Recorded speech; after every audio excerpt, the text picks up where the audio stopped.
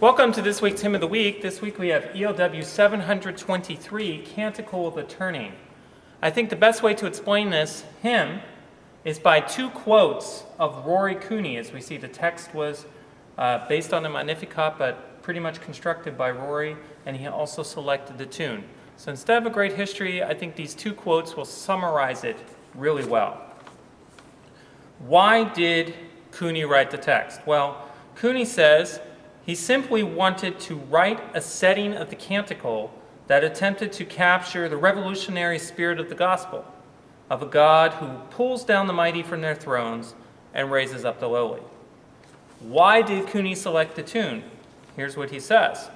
As a Catholic musician, I wanted to have the music be accessible to assembly singing and ensemble playing.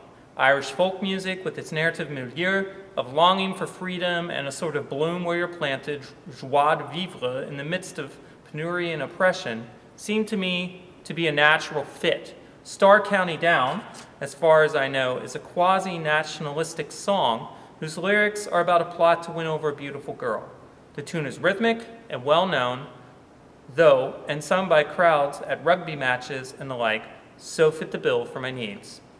So it sounds like Rory Cooney made his choices for a reason. Of course, we hear remnants of the very popular King Fold. This is the Irish version of King Fold that we see in the parts here, or King's Fold, I think is a better way of stating that tune name. So Canticle to Turning begs for a lot of text painting, and as someone that plays hymns, I really enjoy that, and there's so much you can do with that. So I'm going to explain a little of that. There's some storytelling going on, so when we get storytelling points, I will tend to play broken chords in the left hand and play the melody up top. Another thing I like to do is, with the nations raging, which we have in verse 4, play sort of a chord cluster to bring that drama out of it on the weak beat. Okay, so like that. Some other things I like to do, you can listen for them. And I also like to add pedal in the refrain, I'll say one more, of just that crying and singing. It's a very typical, very simple pattern. So I'll bring it out a little more so we can hear that. And then, of course, up here as well. Just a little simple decoration of singing and wiping away. Sounds like that to me, so that's why I'm adding it. So here is Canticle of the Turning.